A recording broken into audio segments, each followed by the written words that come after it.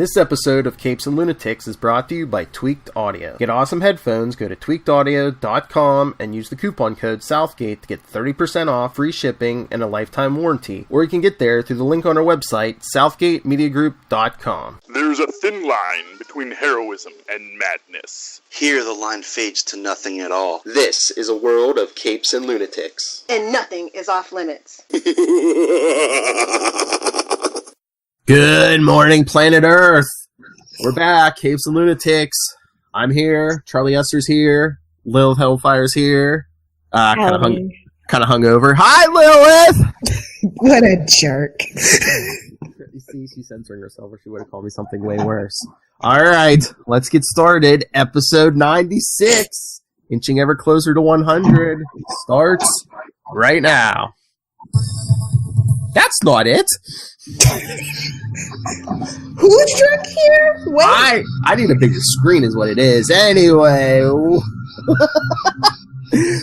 think I was the drunk one. Anyway, welcome to the Capes and Lunatics. I am Phil. As I said, my drunken friend in Florida is... Hey y'all, it's Lil Hellfire. And my big gun coming live from New Jersey is... Charlie, the Professor Esser. And I am fully sober. For I was going to say, you're more unpredictable. You're sober. Yeah. Well, you know, I'll tell you the truth. You know, I gave up alcohol for Lent, because I'm a very bad Catholic, but I still try sometimes. I'm a practicing Catholic because I'm not very good at it. And, you know, I gave up alcohol because I was realizing how much of my day was wasted sitting in front of the TV, sipping a beer on the weekends and not accomplishing anything. And I said, you know what, I'm just going to give up alcohol, see if I can do better. And I found out that I can sit in front of my TV and drink coffee and still accomplish nothing in a weekend. So it wasn't the booze. Who are you and what have you done with Charlie Esser? Yeah. All right, so let's jump into some news. Yes. We'll save the analysis of Avengers Endgame trailer and for super connectivity because I know Lilith. Because Lilith's not going to see that anyway. No, she said she's going to watch Infinity War the day before and then go see it. So okay, yeah, she must have like. I lied. She must have 5.5 hours for you to watch both of those. Yeah, I lied. I can't do it. Well, I'll wait till you're sober. Oh, you just don't want to admit that Marvel is making better movies than DC. They're more successful. I wouldn't necessarily say they're better, but that's a discussion for another time. Yes, wow. I have completely different issues with the MCU than I do the DCU. I hate both of them equally, but for different reasons. Last I checked last night, Captain Marvel worldwide was at $575 million. Yeah. After 1 week. Yeah, it beat Aquaman. Okay, that's nice, but Aquaman was a more fun movie to me. But, you know. Oh, you're saying first week? I mean, it's not all, I mean, I know a lot of people think it's all about money, and for the studios it is, but for fans it's a little bit more than that. So, whatever, you know. Yeah, well, for once we haven't had a controversy for 2 weeks. That's Marvel's thing this week. So, you know. Oh, yes. Thank you for the segue, because they announced it, yesterday? James Gunn is coming back to direct Guardians of the Galaxy 3 after he's done with Suicide Squad 2. Yep, and now we know what happened to now we know why the crows aren't in Dumbo, because the mouse had to eat them. Okay. Oh, I'm sorry. Yeah. Yes. Well, I just say, after the whole big thing, it is a little embarrassing for Disney to say, okay, I guess you can come back.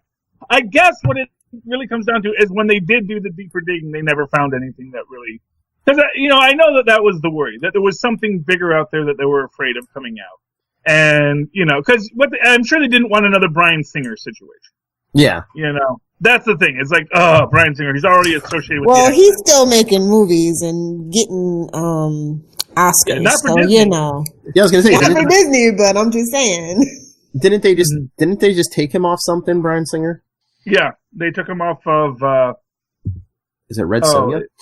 Yeah, Red Sonja, yes, that's it. Yes, took him off the Red Sonja reboot, and I honestly, I do not even know how Red Sonja is a character that Marvel doesn't own, except for the fact that they just didn't care enough to hold on to the rights. But we got Conan back, and we saw Arnold pitching hard to adapt the current Conan the Conqueror into a movie. He's like, yes, I'm already old and muscular. Give me this job.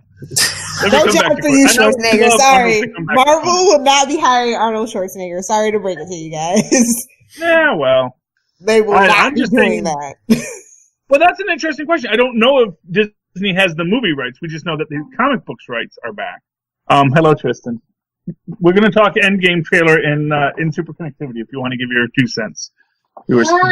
Yes, okay. There's my son. Your girlfriend is not on camera this week. There he is. Oh, whoa! We got a full table this week. Good morning. Yeah. Tyler, good time. Hey, good morning, Jonathan. Good time. Tyler. It always says Jonathan when it comes up, so. Don't screw with secret identity. Yeah. Oh, sorry, Tyler. That would be like calling Lilith her real name. Lois? Thought her name was Lilith. Susie. But Tyler, we were talking James Gunn's back on Guardians of the Galaxy 3. Okay, so James Gunn. I think he's talented, but I kind of feel like James Gunn in comparison to Tim Burton. In the fact that the first movie, when he has a little bit of restraint, is really good. In the second movie, when it's kind of like, oh, just do your thing, gets either hated, divisive, or not as well received. And I mean like that with what Tim Burton did with Batman. You know, Batman Returns is kind of a divisive film. And I think Guardians 2, there's people who really don't like it, there's people who do like it, or just say, it's okay. Do you know what's wrong with Batman Returns as a Tim Burton movie? What's wrong? Yeah. He wasn't married to Helena Bonham Carter and wasn't friends with Johnny Depp yet. That's what was wrong with that movie. Oh, yeah. Oh, yeah.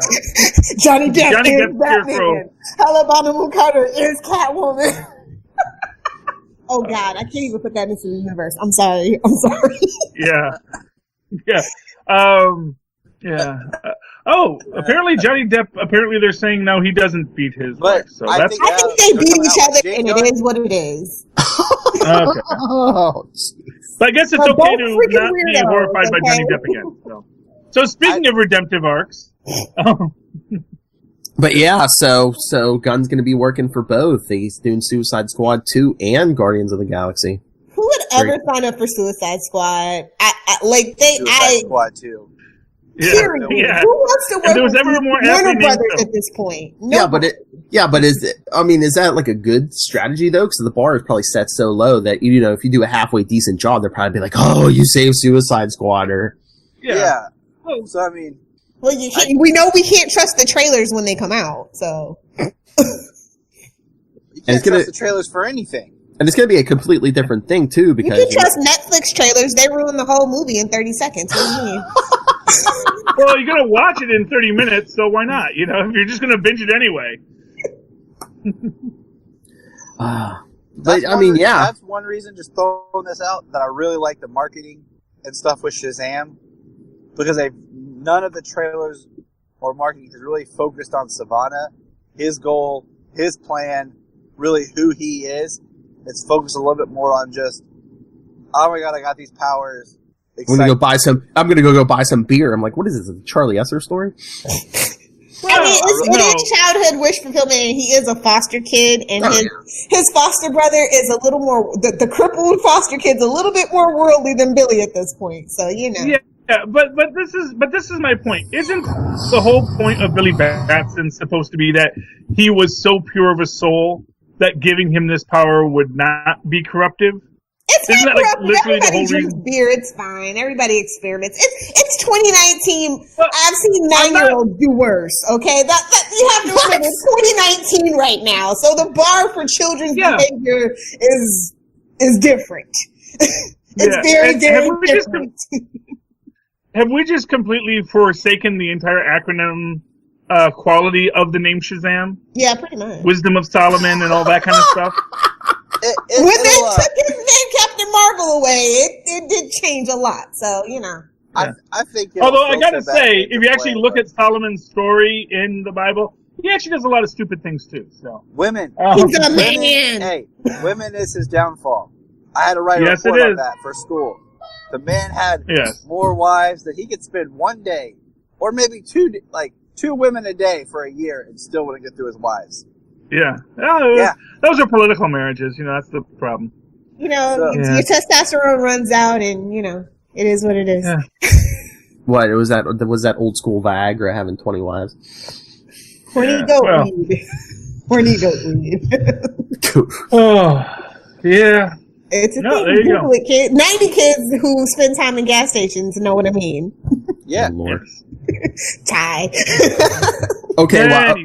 Okay, while we got Tyler here, did everyone see the thing last night? I guess Ezra Miller wants this Flash movie done so bad that he's going to write it himself along with Grant Morrison. Who the frackle does Ezra Miller think he is? Nobody likes him as the Flash. He's a perfectly fine actor in other things, but as the Flash, as it stands from the DCU, nobody wants it, and nobody wants him writing a story with Grant Morrison. Like, give Greg Berlanti the job back. The original Flash script is pretty freaking good. Like, I just don't understand it. Just out of curiosity, how many rewrites and changes they done? We're on the 6th one. And all without any shoots, without anything, just cancel the damn movie. Nobody wants it. Nobody cares. All I know is that Grant Morrison writes at such a high level that your individual writer coming in, or he's not meant for movies, will be like, what? You're like, yeah, it's from the 5th dimension. It's intersecting with this time frame over here. He's a pretentious jackass. Yes. Oh, well, you know what they can do? I'll say this much, if you want. If nothing else, it gives a way to obviously do a soft reboot so that, that Justice League, it was sort of a thing, but it wasn't as much of a thing as we thought it was because now Flash went back in time in it. Because obviously that's got to be your central theme. Flashpoint, then they changed it, then they did something else, and just cancel don't be afraid to cancel a movie nobody wants to see. At least for once, they're actually going to an actual comic book writer. It didn't work. I'm sorry. Like I have a big issue with the things that Jeff Johns was trying to do, and it's kind of why certain things floundered the way that they did. Either you're a comic, like not everybody can do everything. This is my point. You should get somebody who specializes in something. Like get Quentin Tarantino. Yeah. I'm just saying. Yeah, I mean, honestly, I'd love to see Tarantino do a DC film. Don't want him anywhere near Marvel unless he's writing The Punisher. He could write The Punisher. Yes, his stylish violence would be excellent for Punisher. I'm sorry, what? His excellent stylish violence aesthetic would be good for Punisher. Oh, yeah, that'd be perfect for The Punisher. I mean, he'd be great for a Deadpool. He'd be fantastic for a Gwenpool. If he ever wants to do a comedy, Quentin Tarantino's Gwenpool would be... How can we get Samuel Jackson in a Gwenpool movie? If it's in the MCU, that's perfect. By the way, I was watching Infinity War last night. Do you think, and I was noticing those scars on Thanos' face. Do you think he ran afoul of a Flerken at some point? Is that who's going to say? I'm just saying. Yeah, I'm just saying. The Flerken seems to, they're dangerous.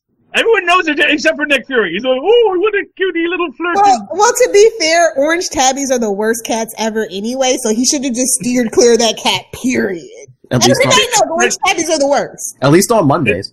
Dang it! That was my line. But they do hate Mondays. We all know that. And then I guess supposedly if the Disney Fox deal stays on schedule, the deal's supposed to be done March 20th. And then we're going to learn about our new X-Men Fantastic Four movies on the 21st. That's all I care about. Well, they said if they get the deal done by then, they could drop some end credit scene at the end of Endgame or something. Yeah. Well, it's interesting. Yeah. I was reading over at Comic Book Resources about when they folded, I believe it was the Image line into the mainstream Marvel Universe using the Infinity Gauntlet.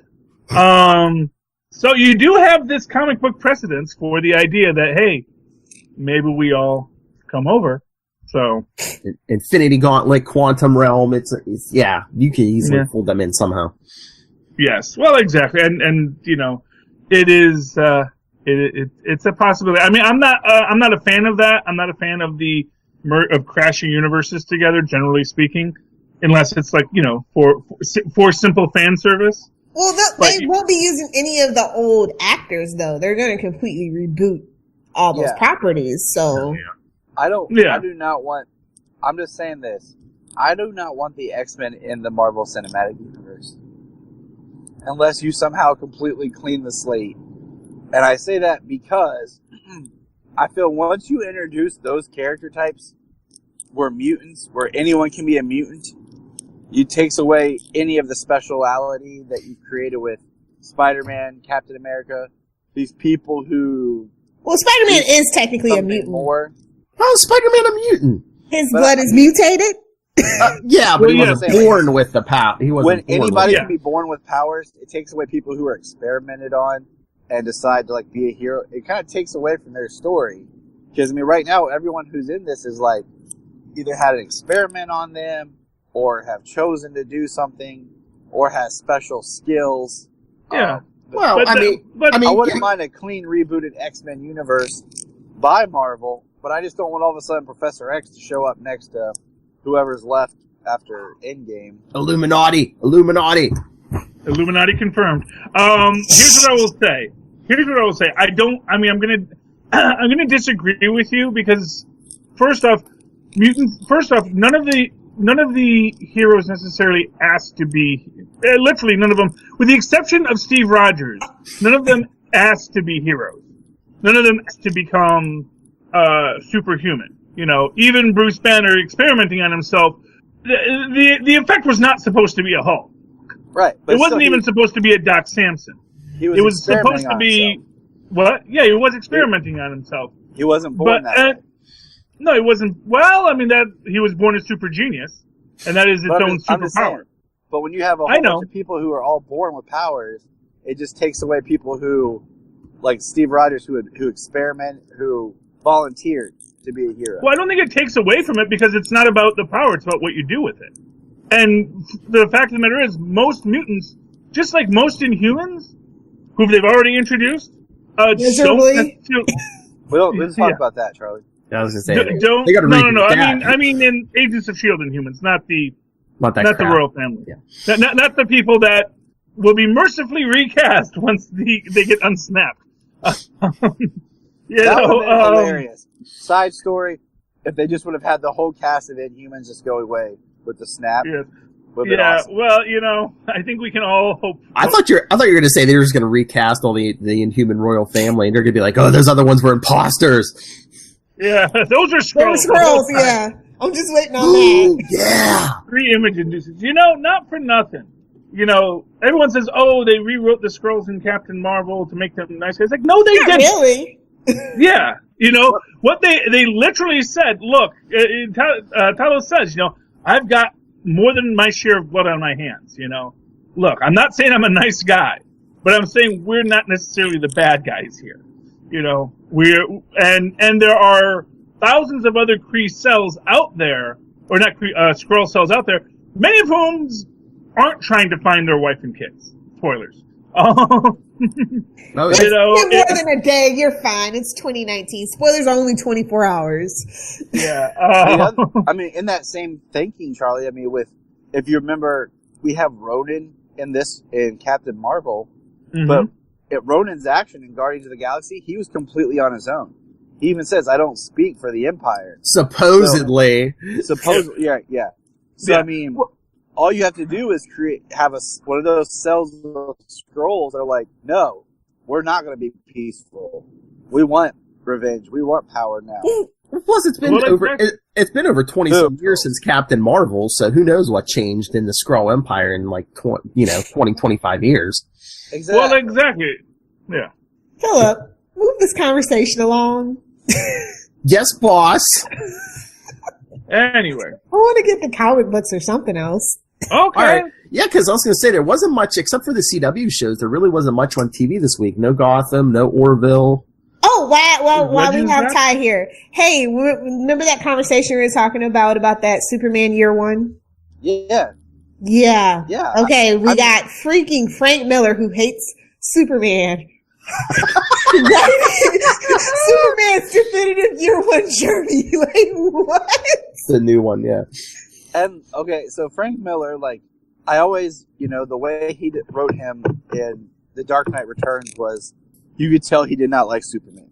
As a lot of people don't, because they don't understand some subtle nuances or they miss the point of what Superman's supposed to represent. And, they try to bring it into a 2019 or 2018 or whatever world. It's just like, sometimes you just bring the trunks back and be cheesy. It's fine. And some people just aren't okay with that. Well, just looking at it as all his previous work, I'm like, how many prostitutes are going to be in this? I think he's under, for them to put him on Superman, I think he's under some very strict editorial guidelines. Because they are trying to make Superman cool, but bring him back to the core again. So that's the whole thing. Isn't that what Bendis was supposed to do? But this is the Black Label book, so it's supposed to be edgy. Let's just hope that we don't. Well, maybe we'll get a penis outline. I don't know. Well, that's what I was trying to joke to. That's where I was going. Batman's will be bigger. No, Kryptonians. I don't know. Superman 3 shooting peanuts at the bar. But. My other thing, I'm the goddamn Superman. I told Lilith was, I like John Romita Jr.'s art when it's his own stuff. Like, example, Kick-Ass. I do not like John Romita's art when he does other people's properties. Like when he teamed up with Jeff Johns and did that Superman run at the end of the New 52. I didn't like the artwork. I didn't like his Superman stuff. Yeah, like Romita Jr.'s best on Spider-Man. And like you were saying, Kick-Ass. But yeah, I like it when it's his own book that nobody else is doing or whatever, where it's like, oh, that's his art, it's his style. Not when it's an established character and it's just so awkward. Yeah. So that just made me like even less interested in this. But I'm still going to get at least the first issue. Of course. Romita Jr. is one of the few artists I have a very strong opinion on, which is that I like his work when he has a good inker. And I think he is really all about inking.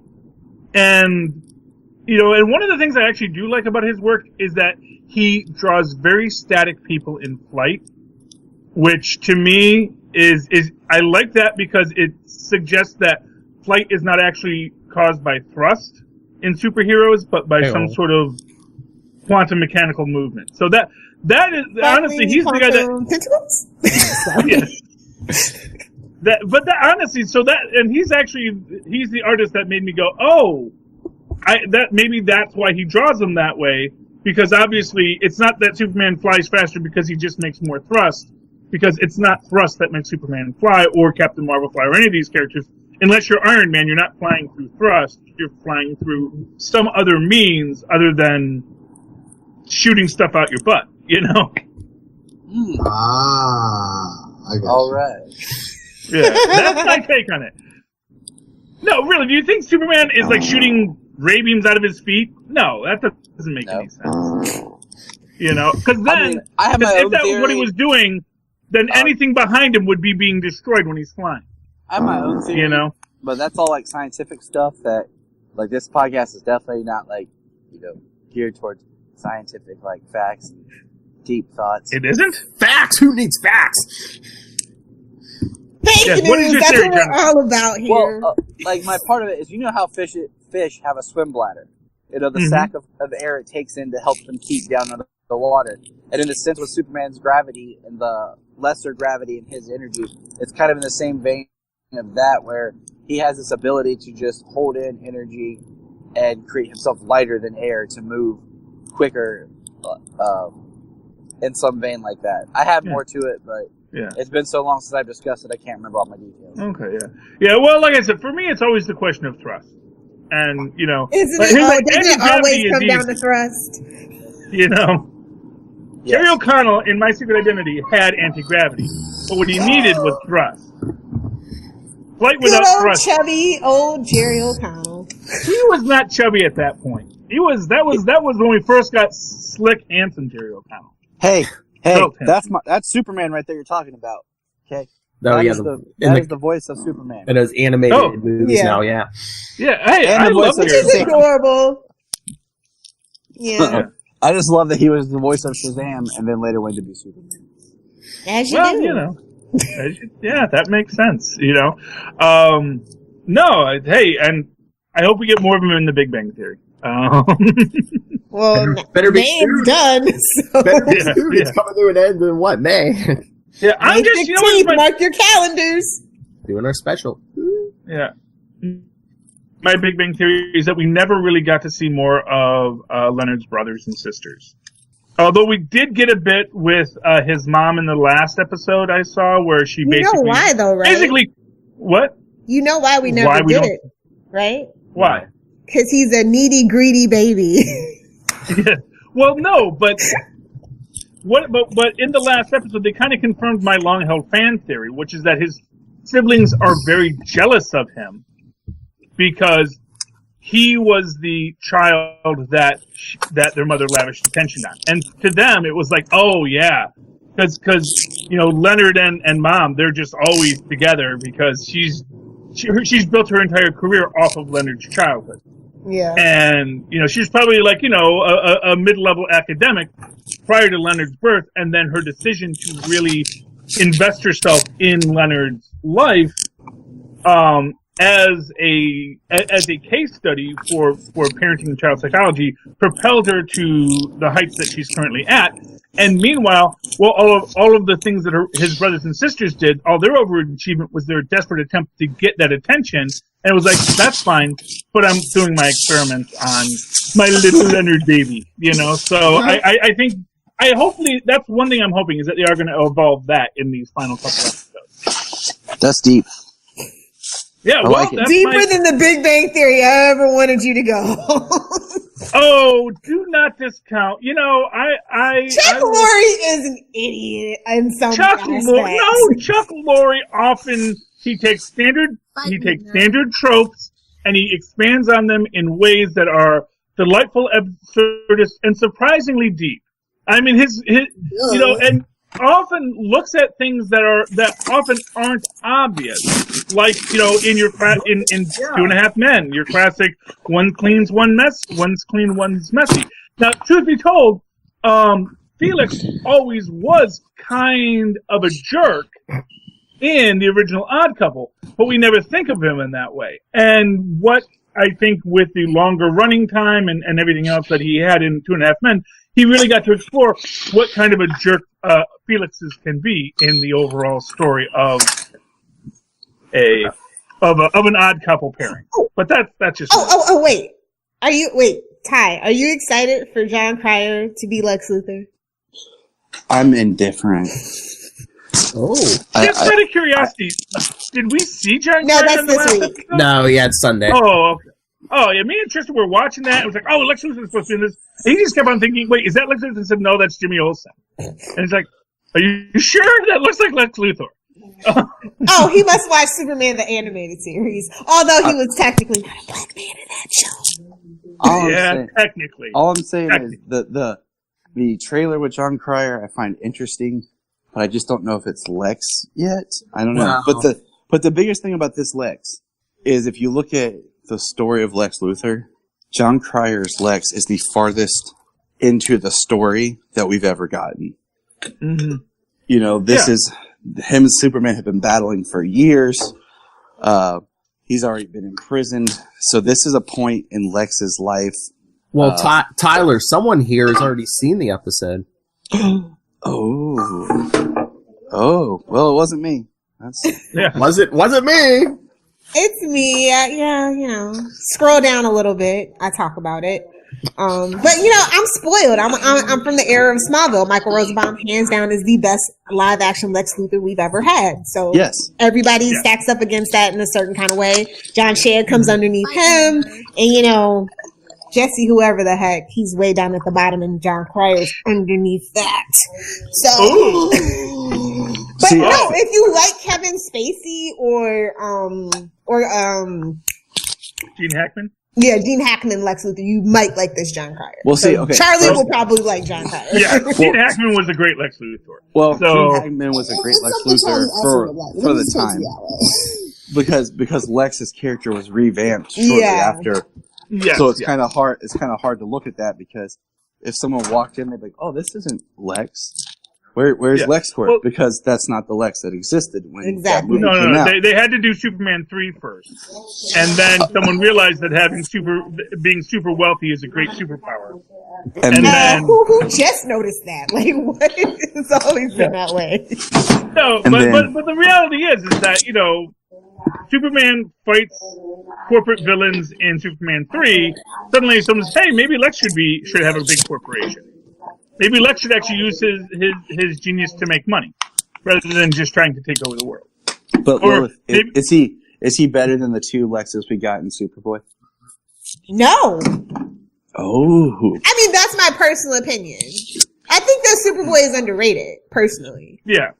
But man, that first season Superboy Lex Luthor, the bookie, man, that's okay. tough. Maybe he's 2 steps above the bookie Lex Luthor. Maybe. Jon Cryer I don't know. It's like his certain acting style that it's just something about Jon Cryer. Like, I love Ducky and I love him in the 13 episodes I've seen of 2.5 Men, but like, I don't know. I don't know whose ass he powdered and kissed to get this job. Like, I don't know. They were like, "Hey, we need someone that's a legacy actor.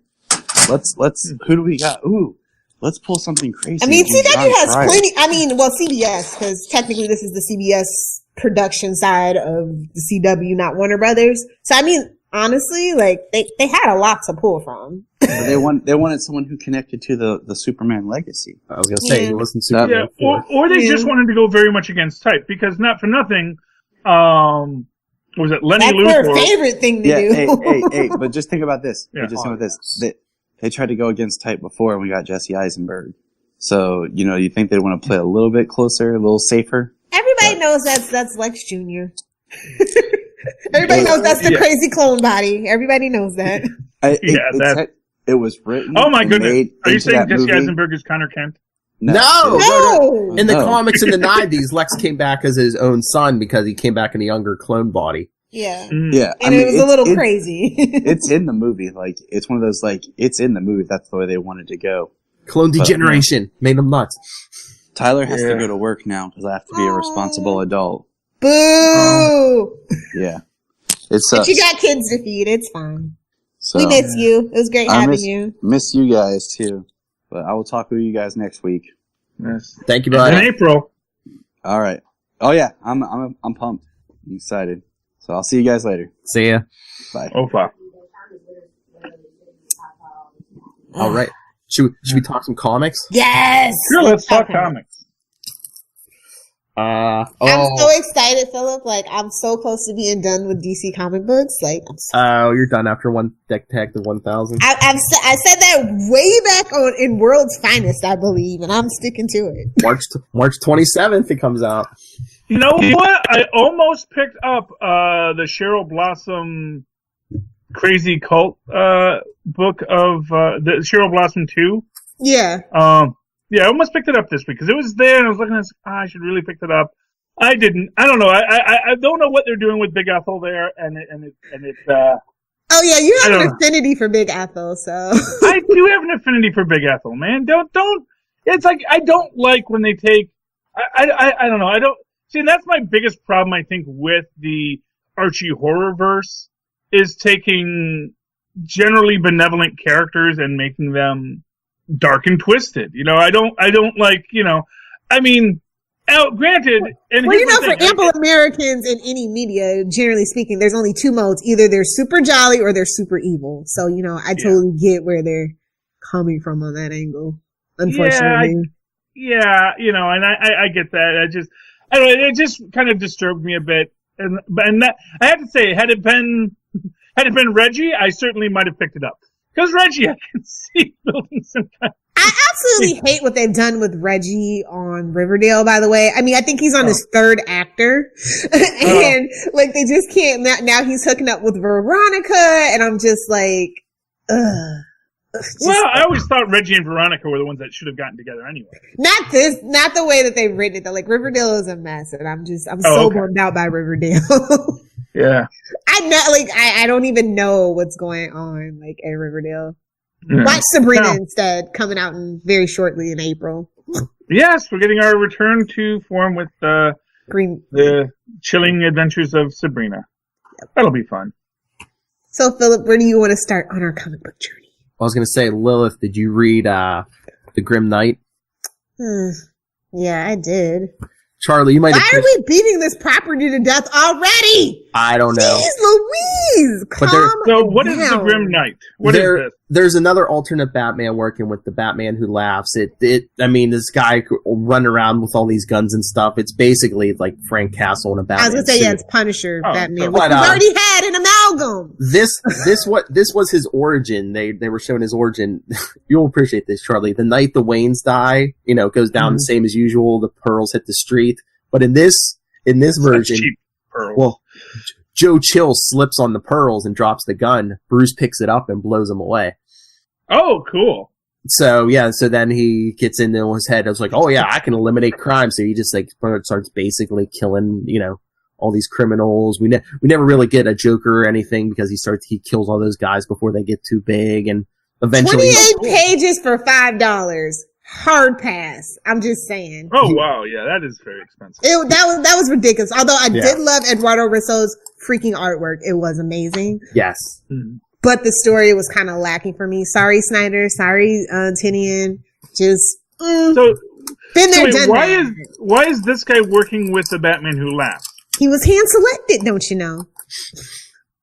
That doesn't make any sense. Well, this guy has a grudge against his Gordon, so they kidnap Commissioner, the regular Commissioner Gordon. So he's like, I'm going to show you my way is right. You got to kill all these criminals, Okay, but why is he teaming with a criminal to do that? That doesn't make any sense. Vigilantes are criminals, period. So. Well, yes, but the Batman Who Laughs, as I understand it, he's like a serial killer Batman. Serial killers use other people for their machinations. I mean, if you watch Criminal Minds, you know that, Charlie. I've seen a few Criminal Minds. Plus the Grim Knight kills. I mean, he's basically a criminal too. And they're all versions of Bruce. And they're all versions of Bruce Wayne. So it's like, is he just be like, okay, this is like a weirder version of me, but it's still a version of me. I don't know.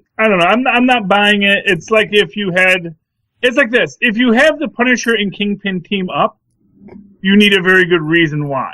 Mm-hmm. Or if you have the Daredevil and Kingpin team up, you need a good reason why.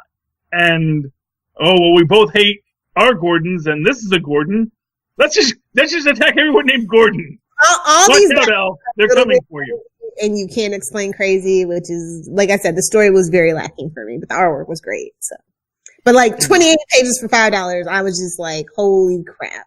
Yeah. It's the one time that I did want to return a comic book, but I didn't. I don't do that to my retailers, so unless it's Barnes and they can afford it. Screw them. Yeah, it's not even extra pages for $5. Yeah, no, it's a special one shot. It wasn't even that violent, to be honest, which I was disappointed with. Oh, you're gonna do that kind of Batman? It's not violent at all. That's nothing. I'm just saying. Yeah, I mean, there's only so much you can do with violence in comic books, Get original, do something different. The panel structure threw me off too. I didn't really care for it either. Anyway, moving on. Hey, did any of you guys read Domino and the Hotshots last week? I guess not. Okay. What was that about? Domino. You remember that book we were all reading? Yeah. We remember. Just, Yeah, well, they continue the story. It's just now it's a team book called Domino and the Hotshots. Right. I remember that now. Yeah. Vaguely. But she was already a team book. They didn't need to add and the Hotshots. Well, I guess they felt that Domino as a character wasn't moving it as strongly, and maybe they wanted to emphasize the team aspect. It's been a whole year. You got to reboot. Yeah. Well, it's just a continuation, but it's a good story. So it is available to those who are interested, and I would recommend reading it if you're a fan of Gail Simone and the Domino story we were reading. It picks up from there and has a very interesting MacGuffin that I'm just going to say it. I think a Celestial sneezed, and this is the result. And it has Deadpool at the very end, and that's what made me go like, how did you guys not read this book? So Oh. Well, we've been busy on our other journies, doing our amalgam special, scroll down, doing our... Yes, I'm sorry, I fell asleep. I literally I'm sitting there waiting, and I'm waiting for 9:15 to come about, and all of a sudden, I didn't even make a joke to you. Yeah, I'll be there unless I fall asleep. And then I fell asleep. Yeah, he told me. He warned me. Yeah. We're just teasing, but we did miss you. But, Philip, I have recommendations for you. What? Are you not reading the G.I. Joe and Transformers over at IDW? Oh, you are! That's right, you are. Did you read this week? No, I didn't. It's really, oh my god, you should pick it up. Like, I think the IDW versions of it are so good. Yeah, because they reboot that whole Transformers thing? Yeah. I gotta get to the store. Yeah. I need to do that today. Transformers number 1 was super good. I think you're really, really gonna like it. I was seeing, like, previews and stuff for it. Isn't it like the history, like in this version, like Prime and Megatron were like friends back in the day or something? Of course, because that's the best villain hero origin. So yeah, it's very Xavier and Magneto. Yeah. Yeah. I wonder if they're going to introduce G.I. Joe in the next Transformers movie, since they have done the reboot, and that is, if nothing else, a very popular. They're in the same multiverse with IDW, so it's very possible. Yeah. Well, they're both in the, what is that, the Hasbro verse? Yeah. Yeah, they're both part of with the My Little Ponies. That's the team up we're all waiting. I was going to say Transformers and My Little Ponies. Why has this not happened yet? Because gender normative rules said that the two aisles couldn't mix, but there's there's bronies now, so I mean exactly. They totally cater to the males that love that show, not the 10-year-old girls that really needed Friendship is Magic. I'm not as familiar. Not bitter. I'm not as familiar with My Little Pony as you two, but I'm like, okay. I'm not at all. I just know the brony culture. Well, I'm just saying, G.I. Joe vs. Transformers, I can almost get, but what offensive capabilities did My Little Pony have? Applejack is a little mean-spirited son of a gun sometimes, so you have obviously never seen the devastation that Sonic Rain Boom can cause. So he has. It is. Yeah, no, the My Little Ponies have magic. Okay. Okay. Their friendship is literal magic, not like friendship is a magical thing. It's like no, it's like we can alter space-time with our magic of friendship because we are the 5 ponies or 6. I forget how many ponies there are, but yeah. Yeah. Now, granted, this is the reboot. This is the Faust reboot of the My Little Pony franchise, which is, I think, the dominant narrative of the franchise now, and well deserved. I think well deserved. It's a well written show. Oh, and there's also IDW also does a Star Trek Discovery comic book. I think that is actually canon to the show. So if anybody that's watching Star Trek Discovery still, I think that's the artwork was great that I saw when I was thumbing through. So damn it, now we're gonna have to go to the store and spend a ton more money. You should definitely, if you're a Teenage Mutant Ninja Turtles fan, definitely, hopefully you guys are gonna buy the Batman Teenage Mutant Ninja Turtles animated movie, but also you should be reading Shredder in Hell. And number 2 came out this week, and it was freaking amazing. Nice. Shredder in Hell? Yes, Shredder in Hell. Is it where like he belongs? Okay. Yeah. So it's a hellish journey. Sounds like an awesome heavy metal song.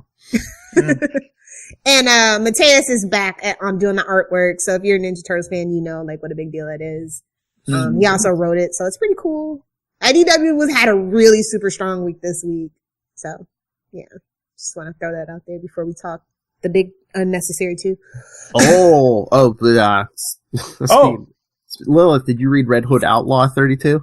I did. It's better now, but I'm still confused about where they're going with this story. Jason Todd's back in Gotham, and he's taken over the Iceberg Lounge. He's now like a casino owner. Yeah. And he's like just carrying around the crowbar now, right? That's like his weapon of choice now. Yeah. Like I said, paging Dr. Freud. I think he needs the tattoo damaged across his forehead. Just gonna throw that out there. Give it time, Lilith. You know, there was that theory that Jason Todd was the Joker in this universe. Yeah, I know. So you know what? Some writer might decide, you know what? I like that theory better. Jason Todd is a businessman, though. Like, I just can't. Well, yeah, he basically came back and, he came for the penguin hid in his panic room, and Jason's like, okay, I'll just lock you in there. And I guess he can see through the one-way aquarium. So Jason's like, yeah, you can watch me take all your stuff. Yeah. Yep, there you go.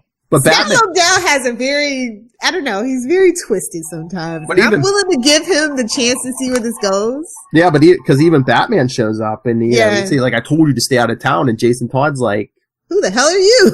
Yeah. Well, no, Jason Todd's like, okay, take me in. He's like, people, but it was the Red Hood who tried to kill the Penguin, so he's like, you're going to have to explain why Batman's bringing in one of Bruce Wayne's kids. Go ahead.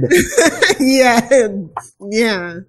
I'll call your bluff. Jason. Well played. Like, I will call your bluff. Go ahead. I've been waiting for that for years. For him to say that. Be like, okay, good. Take me in. Not like I know not like I know everything.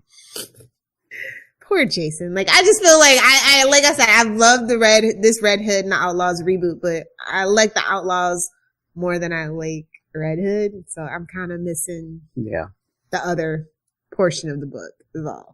Okay, well, he's on the phone, because I know he doesn't read the mutant books. Have you been reading X-Force?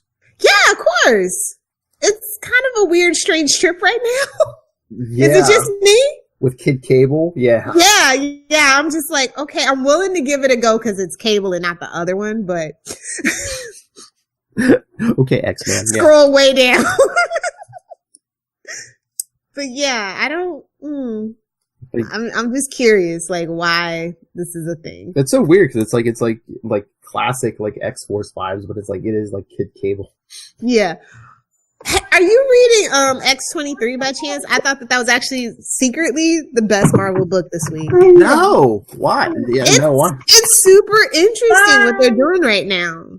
X-Assassin, they revealed that whole mystery, and then I really love Laura and Gabby together. Mm-hmm. Like. Wow. And like the artwork has just been super good and the story's just super interesting. Like I was really surprised because I was like, X-23, like, do we really need this? But apparently we do. Yeah, I read her when she was like, when she had her Wolverine title, and I did. That was one of the things I did like, the Laura and Gabby relationship.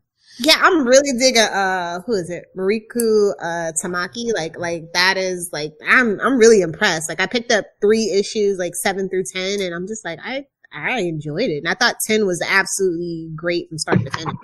So, I mean, if you're kind of on the fence about X-23, take it from somebody who's like, why do we need another X-23 book? It's good. All right, Charlie Esser. He's back. Throw out a book. Yes, I'm back. Throw out a book.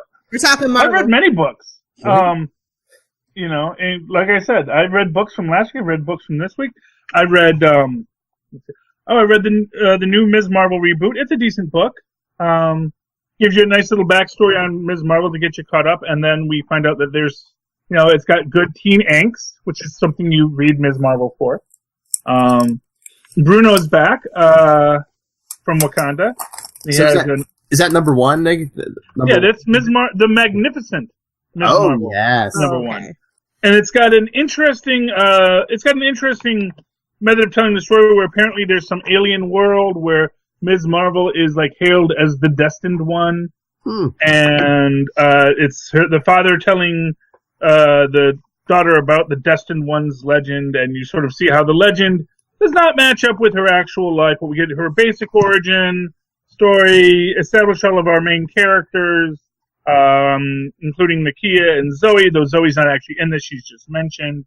And then we get her parents, who we can see from the start. There's something up with them, Abu and Imani, I think. And of course, then we start getting attacked by crazed alien monsters, including a wolf, who, when Ms. Marvel throws him against the wall, he turns to mush. And then a big falcon guy.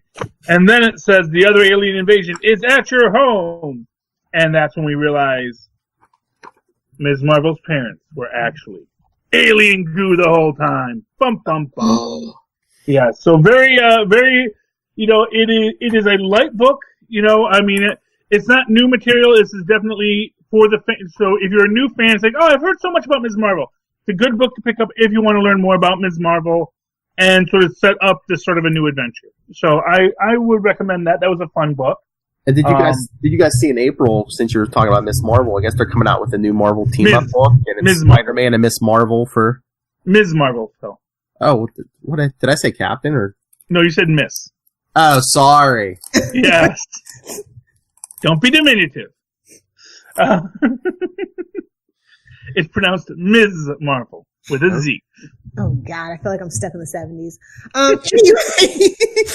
Philip, of course you read Amazing Spider-Man number 17. Craven's back, baby. After all of this, we finally get Craven. I believe Charlie Esser read that too, didn't you? Yeah. Was that out this week? Yeah, last week? Yeah, the next. Well, there was one. There was that. Oh yeah. Oh no, I actually haven't read this one yet. Okay. I don't get copies of Marvel books, so I hope nobody made a mistake. Yes. No. Yeah. So. No, I haven't read that one yet, but I did like where it was going.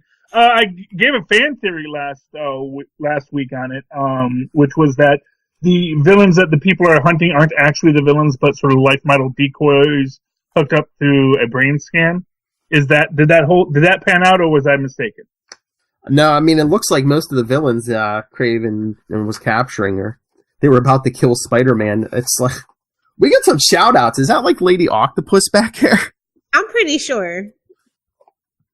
Which will pay off. I guess we need a Doc Ock, because somebody's running around being all superior. Well, yeah, and not for nothing, female Doc Ock has been established in the Spider-Verse, so the fans are ready for it. Mm-hmm. Shout out Clone Saga. Ooh. How dare you? Yes. But no, Craven has like his own robotic soldiers. Of course, he has to give him the mustache. Oh, okay. So those are Craven robot soldiers. Like if Charlie Esser made his own Doombots, they would have the mustache. Yes, well, of course, Gotta have a look, man. You gotta have a look. It's all about aesthetics when you're a villain. You gotta have a theme and a color scheme. Oh, yes. Villainy, people think it's easy to be a villain, but You went to evil doctor school, you shall be referred to as such. Yes.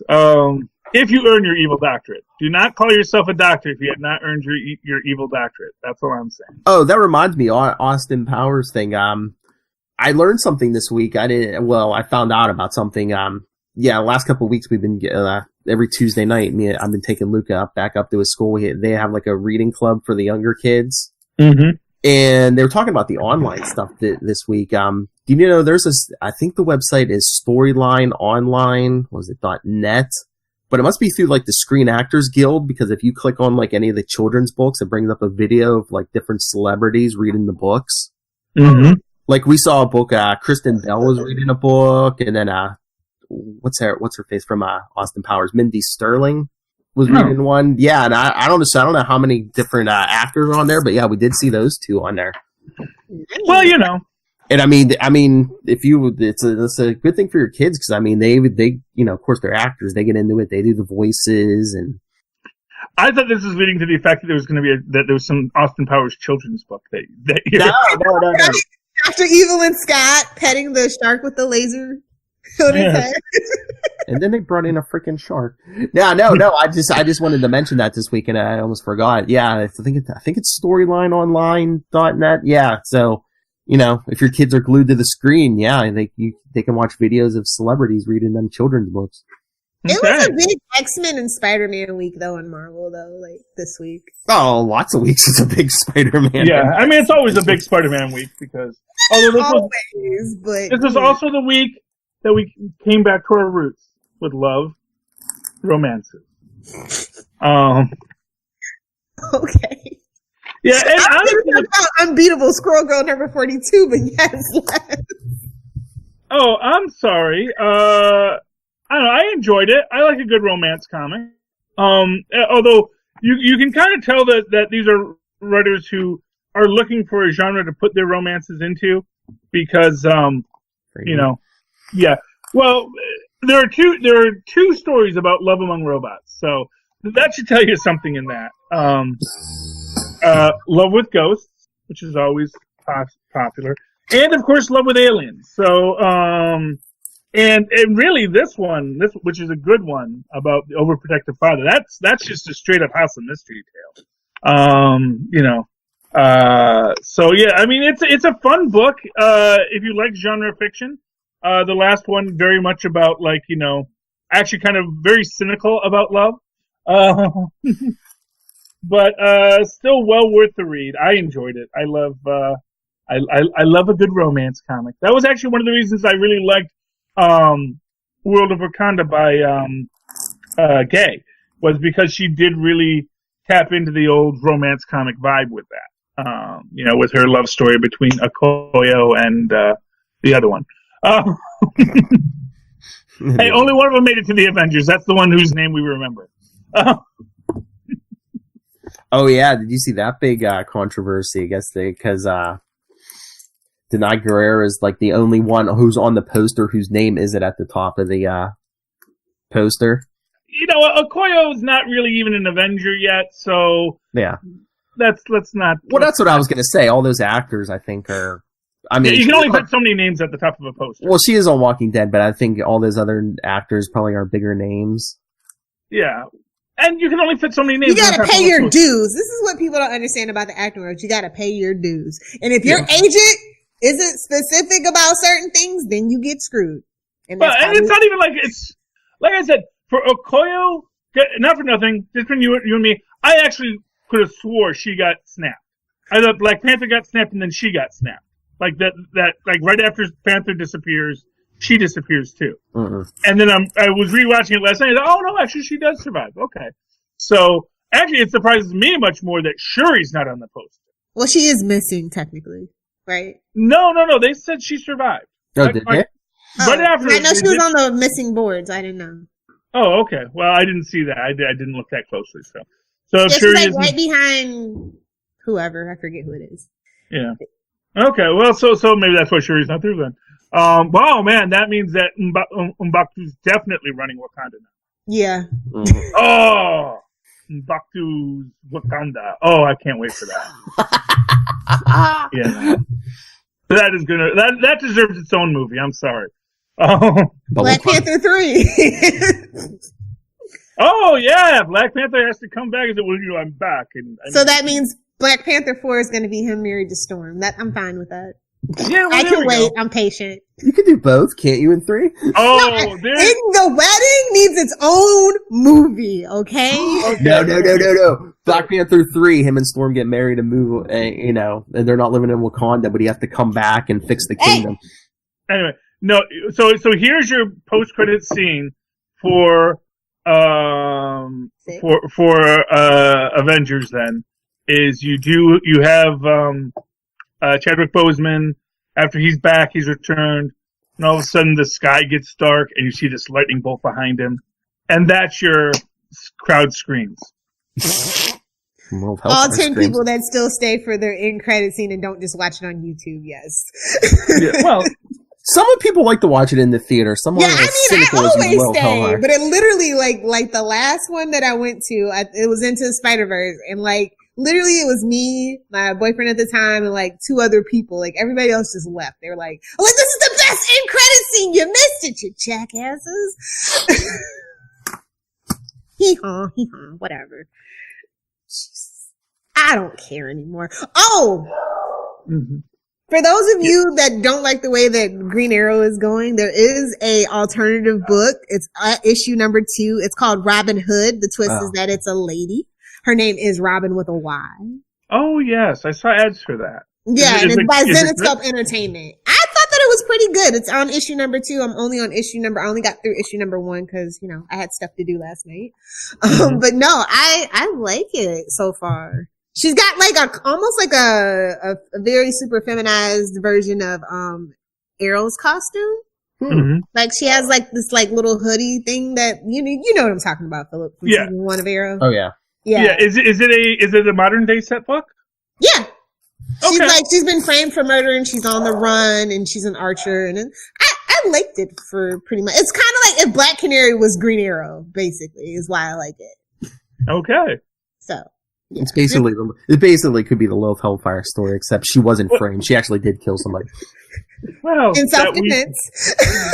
It's always self-defense. I live in Florida. I have a castle. Oh, stand in. Do not rob me. You will regret it. Yeah.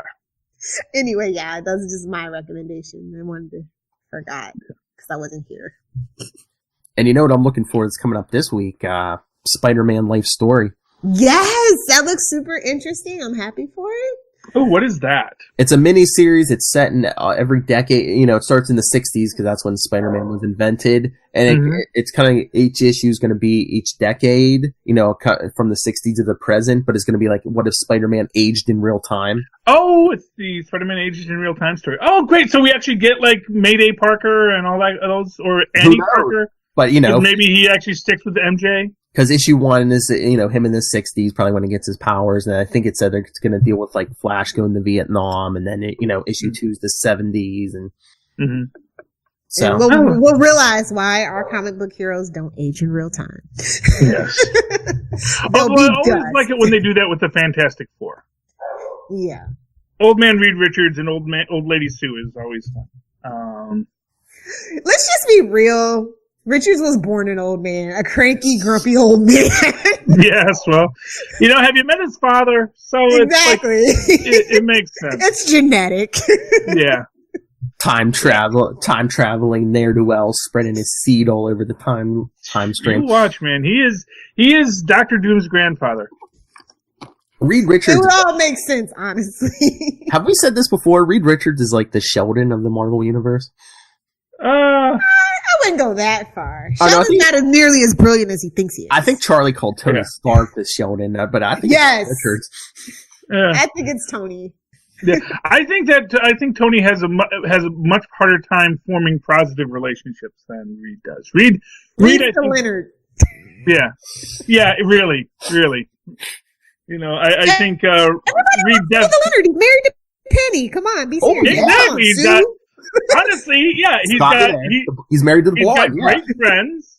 He's got a beautiful hot wife, who tolerates his nerdery. Everything. Yeah, Reed Richards is very much the Leonard of the Marvel universe. Who's Raj?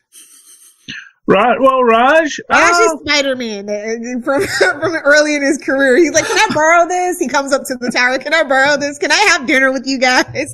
I'm lonely." Dude, Namor sucks. Yes. Yes. Oh, Namor. Oh, dang, that was the book.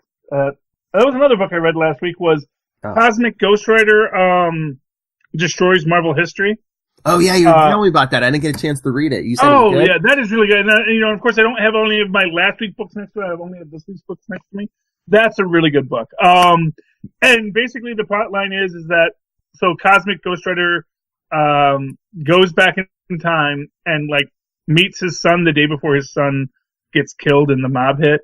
And they're talking about, and he's passing himself off as Frank's Uncle Fredo, because of course he knocks on the door and his wife looks at him and is like, "Frank?" Because it's like, "I married you, I know what you look like." And he's like, "Oh yeah, that's right, she knows what I look like." And then she buys the Uncle Fredo story and lets him watch Frank Jr., who's running around in his underwear with a little Spider-Man cape on. It's so adorable. It was saying about how his favorite superhero is Ben Grimm, because like Frank Jr., he doesn't like to wear pants.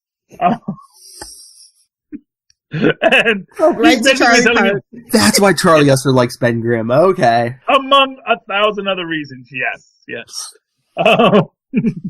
I'm wearing my shorts today, man. It is 49 degrees out. I don't flash us. It is 49 degrees out, and I'm not in my underwear. I'm wearing shorts. It's decent, but it's 49 degrees out. I am dressed for it. And no, but it's just Northerners. Yes, and he yes, the North Country, just like our favorite Sumerian. But he's telling these stories, and I don't know if these are supposed to be apocryphal stories or if this is actually what he's been doing, messing with Marvel history, where he joins the Fantastic Four. He actually almost destroys the Fantastic Four, then saves them. But he's telling his son that telling his son that that the Four got their powers because of his cosmic powers, and so he's basically it's a very funny story. It's an old guy telling these grand stories to a little kid, and it's really great, set in the Marvel universe. Though I do think there's going to be a push when we get to the second one, because it comes back with Uatu showing up in his bathroom, basically, because he's like, Dwayne, what am I doing? Am I going to tell him not to go to the park today? Is that like my whole plan? And Uatu basically says, you want my opinion on that? So it's really a lot of fun. It has that real Deadpool-y vibe. If you like Deadpool, I think you'll love the first issue of Cosmic Ghost Rider Destroys the Marvel Universe, or the Marvel history. And so that's a big plus for me there.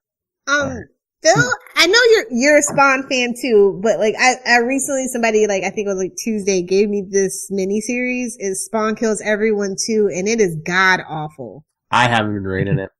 God awful. I'm reading the main book, but yeah, I didn't read that. Like, this is worse than the worst Deadpool parody I've ever seen in my life. Okay, wow. I made a good choice. Okay. Yes, you did. I did not even know they were still making Spawn books. Yes, they're coming up on. They're about to hit issue 300. Yeah. Oh wow. A few issues here. Yeah. Has Spawn just been continually published the entire time? Yeah. Yeah. Oh, okay. There's even like little spin-offs and stuff. Yeah. I honestly thought that Spawn was just like a 90s thing. I don't know. it still thinks it's a 90s thing. So that's I guess Todd McFarlane's gonna, like, if he goes over 300, what is it? He's gonna break the record for like the consecutive number of issues of a creator-owned book or something. Yeah. So it's been Todd McFarlane writing this. Of course, yeah. Nobody else can write Spawn. I don't know that. As far as I know, Todd McFarlane's out making toys. He's like evil Santa. I think yes, he is evil Santa. I think he's too much of a control freak. I don't think he's letting anybody get a hold of that. At least until he breaks the record. Yeah, he's like, finally, I'm free. That was the deal, Satan. That was the deal. Honestly, there were some years where there was no good Spawn book, and I started to think maybe he did make a deal with the devil. Yeah. Okay, we're getting another Spawn movie. I'm thinking, yeah. Yes. Yeah, well, who knows? Maybe the next one will be good. Although I did like John Leguizamo's clowns. So everybody loves John. That's the best part about the movie. Even though it's not, yeah. But we're getting Jamie Foxx this time. Oh, Jamie Foxx is the clown? No, Jamie Foxx is Spawn. Is he Spawn? Yeah. Yeah, he's Spawn. Yeah, okay, yeah. I mean, honestly, you could do the comedy. Jamie Foxx is a great comic actor. I'm just saying. What, Jamie Foxx is in good shape? No. John Michael White. He's still in good shape, as seen as Bronze Tiger on Arrow Season 7. Oh, yeah. He can still technically do the role. I'm just saying. Not for nothing. Well, yeah. And it's a heavy makeup role, so, why not? But then if you well, if nothing else, I guess Jamie Foxx is definitely a bigger name. Yeah. The Oscar or Oscar nominated. I forget how that works. Does he have better bone structure? Honestly, no. Because like with Deadpool, he's got the makeup, but does he have good bone structure? What? But okay, yeah, you can't make the most beautiful man in the world ugly. I'm sorry. Trust me, I've tried. About Ryan Reynolds.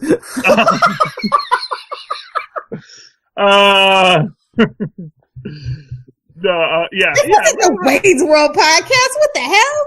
I know. Are we done? Yeah, I think so. We're getting beauty tips from Charlie Esser. Yeah, I got another one of these to do. So one. Wait, did you read Wonder Twins?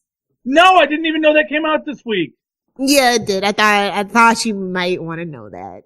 Yeah, I didn't see it when I was wandering through the comic book aisle either. So it must have been sold out.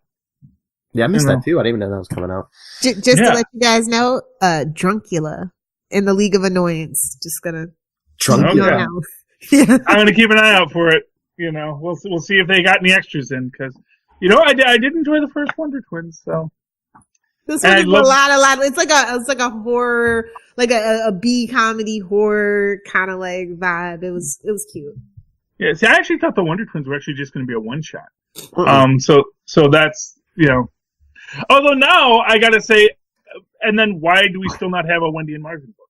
Oh, it'll come probably. It'll probably be like one of those weird team up books, and if it does good, they'll spin it off because Yeah, I just gotta say, unfortunately, I know that Wendy and Marvin are the. They had their book though. They had the Super Friends book like about 4 or 5 years back. They did have a Super Friends with Wendy and Marvin in there, and the dog. Oh, okay, well that's good. Yeah, I know. And then they also brought Wendy and Marvin back in Teen Titans to kill them. Yeah. Which I don't like when they do that. It's like, don't just step on the legacy like that, man. That's not nice. That's just my opinion. All right, Gelman, do your spiel. All right, everyone. Send us your thoughts on comics, TV, movies. Episode 100 is coming. Don't you want to be immortalized on episode 100? Send your thoughts. capesandlunatics at gmail.com. Facebook.com/capesandlunatics, at capeslunatics on Twitter. Capes and Lunatics on Instagram, and the voicemail 614-382-2737. That's 614-38-CAPES, and Lilith Hellfire. If you nerds want to fight me on the interwebs, you can find me on Twitter at Lilith Hellfire, on the gram at Lilith Hellfire 88. Oh wait, 86. Yeah, I think so. I'm still hungover, sorry. I'm too drunk for this. Exactly. So yeah, you guys go back and listen to another one just to double check my info. Next. Fight me. All right. Most beautiful man in the world, Charlie Esser. Oh, well, I may be beautiful, I am old. And if you're old like me, you might want to write to me in that old-fashioned email way, the way our Moz and Paz once did at superconnectivityblog@gmail.com. That's superconnectivityblog, all one word, at gmail.com. And, of course, follow me on the Twitters as I live tweet Agents of S.H.I.E.L.D., which is coming back, which I might not be able to, but I'm going to try to. Both me and Moz are going to do a podcast about it.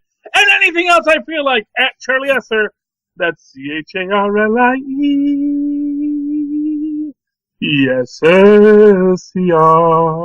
Look to the two E's in the middle. For quality. Bing! Yes, keep your eye out for Charlie Esser. Big things coming from him. God bless this mess and a comedy podcast. Yeah. Well, hopefully. I might even hook them up with Matt Kona, so the insanity may blossom and grow. Be the Tri-State Area Podcast. Anyway, for another week, we have been the Capes. Ampersand. The Lunatics. Yay! She's back. Yeah, did you listen to our Captain Marvel review last week, Lilith? I had Marnell fill in for you.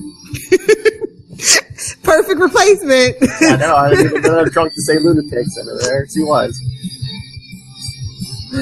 Little girl, big drunk. I was like, hey, got another one. We're a dime a dozen. Oh, no, you're one of a kind, Lil Hellfire. You're a number one dime. Better to be number one than a number two.